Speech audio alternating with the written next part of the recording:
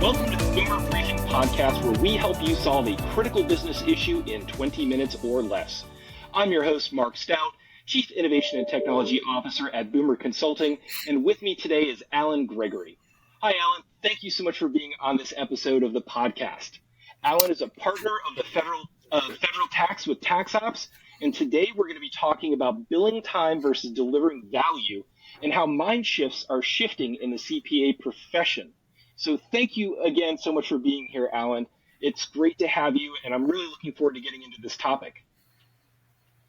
Why don't you tell us a little bit about yourself? Sure. Thank you, and thanks for having me on, Mark. Yeah, so again, my name is Allen Gregory. I'm a tax partner at TaxOps, and essentially have been in public accounting all of my professional career and worked in a variety of larger firms. We're a 25-person firm, but regional in the sense of the clients we serve, and national and international as we look at their actual footprints. Awesome. And we were talking a little bit as we were getting prepped for this podcast, and it became very clear that your firm is a little bit different than a lot of other CPA firms. What are some of those differences?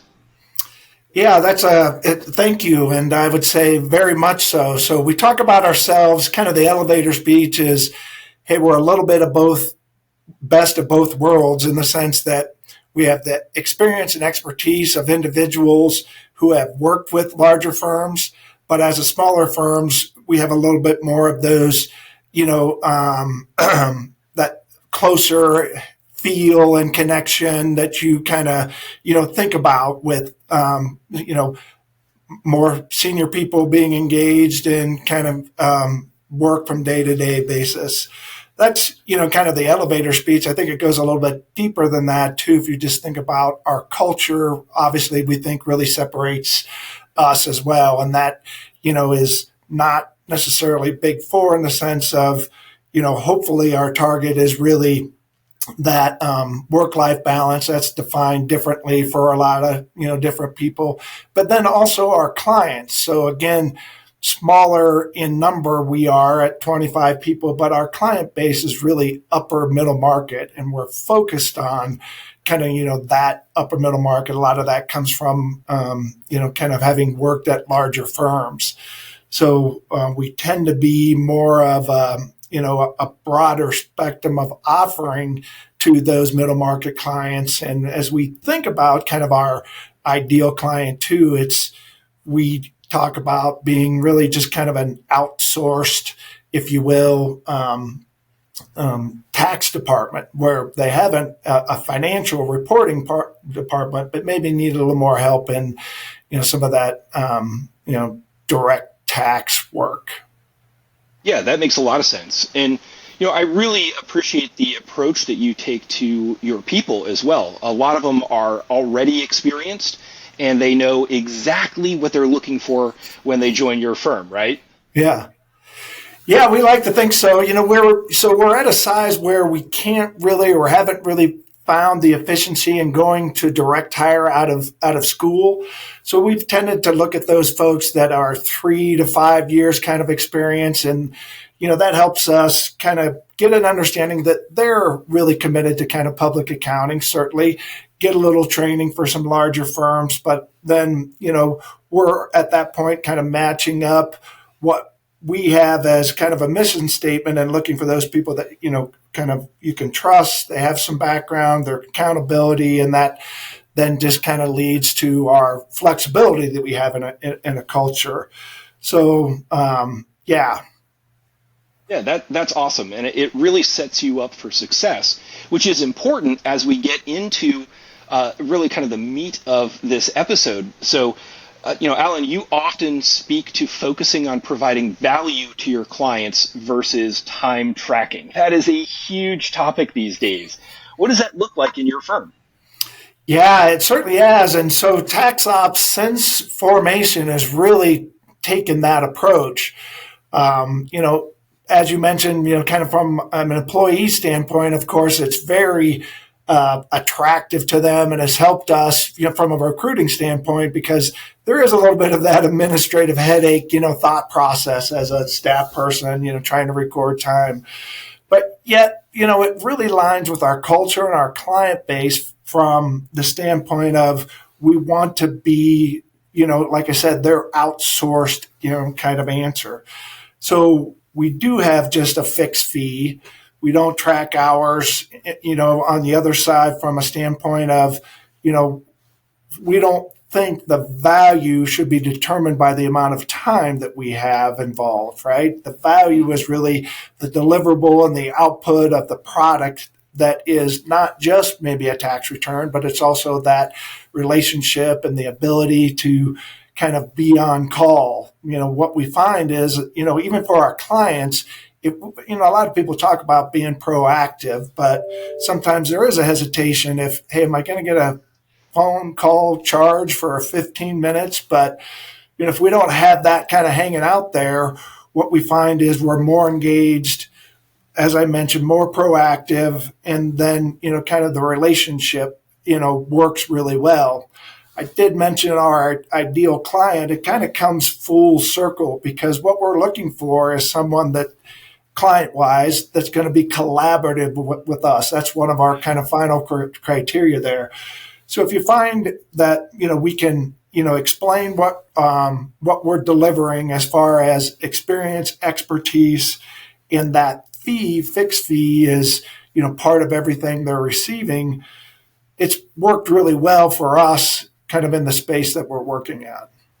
That's amazing. And I love that you focus on more than just the deliverable, right? The value that they're getting really comes from the type of relationship that you have built. And you've removed the things that kind of would get in the way of that relationship. So by saying, hey, here's our fixed fee, you're able to say, let's invest the time in and let's make it easy for them to call you. That builds that partnership. I think that's really, really powerful. Yeah, absolutely. And again, as I said, that collaborative working, with our clients certainly has, kind of we've seen results, positive results on both sides, internal and external. The external client is the success that we've had in maintaining those clients then with this collaborative kind of relationship, them knowing kind of what they're getting, not only from a fee standpoint, but also from the experience with us. And of course, internally, then it helps because, staff don't have to worry about or not as one more thing, right? Yeah. So we're not worried about inputs. We're worried about outputs and making sure our client is receiving that, hopefully proactive kind of approach to ultimately what the deliverable is. That's awesome. Yeah, I love that.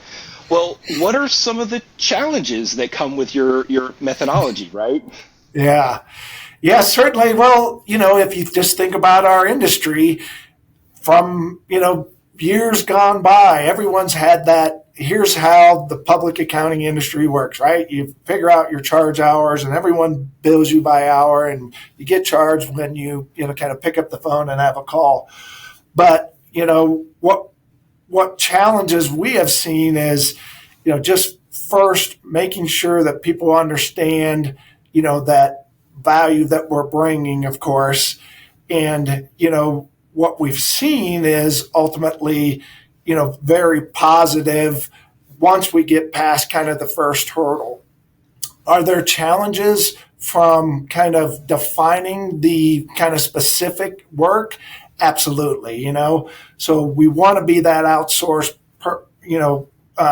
resource for everyone. But, obviously if it gets to, hey, we have a transaction planned or we're going through an IRS examination, there's got to be the understanding upfront and communication. Okay, well, that's something separate that we'll have to talk about. But for everything that's defined upfront, the fixed fee approach has worked really well for us. Yeah, so it really comes down to pricing and scoping is one of the bigger challenges out of the gate. If you get that right, everything else seems to kind of fall into place. Is that correct? It is. No, I think you really hit on it, Mark, because, certainly you can, and each client's different, but certainly you can get into those situations where, well, I thought we were all in. So you get a call for everything. And then we just need to help with this little thing and that little thing. And certainly, like I said, we want to be a resource and we want to be responsive. And we're in the client service business, of course. But, we also have to be fair to ourselves and fair to, kind of our staff as well. So communication up front, and, that goes right to our engagement letter and also just speaking to our clients. Here's what we're going to deliver to you. And if you get that mapped out, it's like anything else. It seems like, if you have that communication up front and understood, you can battle those, or at least be able to respond to those kind of creeping questions. But yes, it's certainly an ongoing challenge and you have to be aware of it. Yeah, I love that. It's like one of the biggest secrets to life, right? Upfront communication. Right. Let's do that ahead of time and solve so many problems later on down the road if we've gotten that right. So I love that. Well, let's shift gears just a little bit, and I'm curious because your firm has been practicing for a while now. You've built something really cool there. But as you bring people in, even though they are experienced people, how do you really teach the importance of value and value pricing to CPAs that are traditionally focused on billing?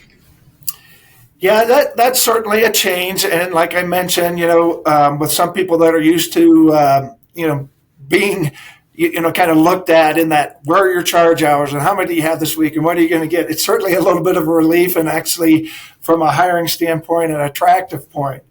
But yet what we're trying to do and what we talk to people about as they're coming in is, we're looking for trust and accountability, and that's part of kind of our vision statement. And what that results in is some flexibility, kind of for our people if you, pull all those together.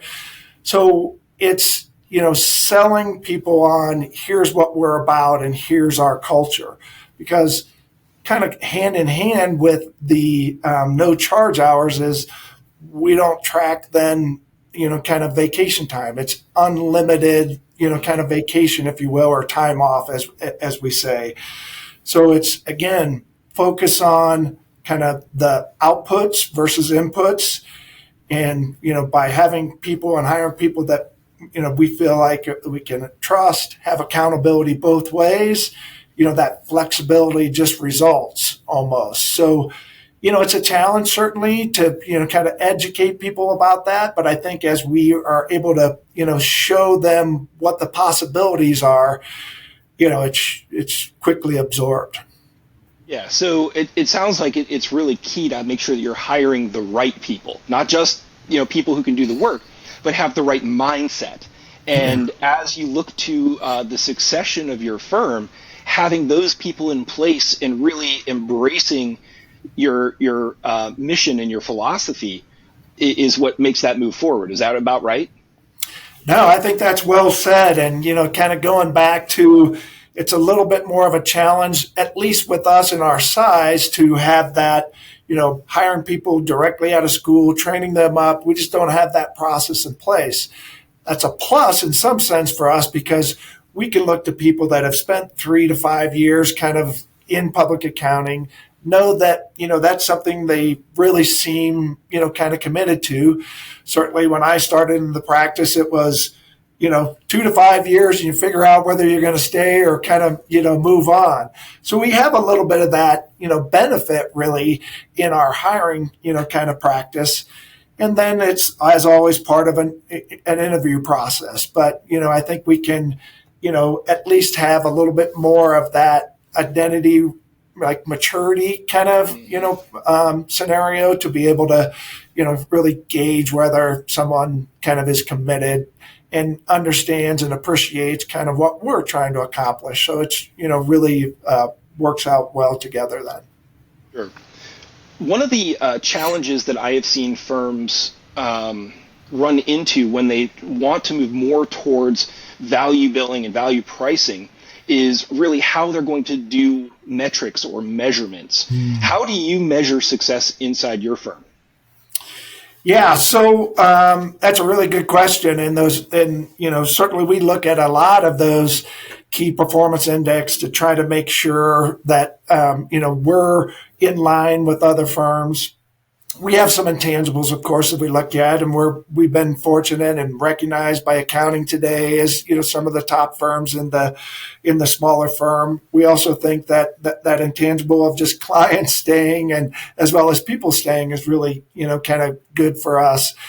But the really key index as we look at kind of a tangible number is just that revenue per person, revenue per professional staff, and kind of revenue across the board.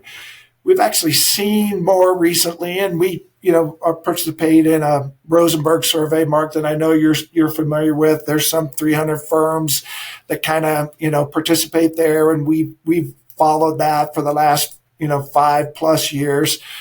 And you can kind of at least have some feedback and alignment to, hey, where are we as we look at even, some of the profitable firms? And of course, we're trying to make sure that we're not in the lower area as well. But it gives us at least some feedback to share internally, as well as it gives us some goals to kind of target. So that's what we found as best currently. Yeah. Awesome. Yeah. It sounds like there's a lot of opportunities there that you are using both a combination of both internal and external metrics to really gauge where you're at. And I completely agree with you on revenue per FTE. We actually do some metrics at Boomer as well. And that's one of our best indicators for how a firm is really performing. So looking at how you're comparing there is absolutely a key area. Well, as we wind this up, Allen, I think this has been a really good conversation. And I think you've probably intrigued a lot of people. As they start to think about maybe how this could apply inside their own firm, what are some next steps that you would recommend to our listeners that they would be able to apply these ideas? Yeah, so like maybe just shifting from kind of a rate per hour kind of process. Certainly, I think one of the things that we've talked about that as I would share with, other firms currently is in the where we are in an industry currently, there seems to be a lot of opportunity, and there's always discussion about, what's the right client and make sure you have the right client, kind of mix. And that's very important for us. As I mentioned previously, one of those things we look at is whether they're kind of, collaborative in the end. So in my mind, this is the time and the opportunity to do it. Again, we're fortunate where we are in an industry. We have to be super efficient. The amount of resources are kind of condensed. We have to use technology efficiently. And if you think about it, if there's one less thing we have to worry about, at least from tracking charge hours, then man, this seems like, the right time to kind of really potentially do a little bit of a shift. I think that it's really not that challenging when you sit down and have that conversation up front with clients. It's just been received really well for us. I think the challenge is, trying to break that barrier of what people are used to internally, kind of historically. But right now, it just seems like, boy, if there's a time knowing what's going on in our industry to kind of rethink this and really think about value versus, kind of just what your inputs are. There's a lot of firms out there that can provide a lot of value, no doubt, given that there's limited resources. So that's what I would talk to folks about. Awesome. And when it comes down to it, just do it. Just get started. Yeah. That's the way. That's the first step. The next step is the most important one that you can take. Take that very first step. Yes. Thank you so much for your time today, Allen. It was great to hear your insights. And for our listeners, if you enjoyed this conversation, we release new episodes every Tuesday morning. We talked about leadership today, but we also cover topics related to technology, process, talent, and growth. And what all the topics have in common is that they're crucial to your firm's success in helping you solve a critical business issue in 20 minutes or less. So if you like what you heard, please subscribe, and thank you for listening.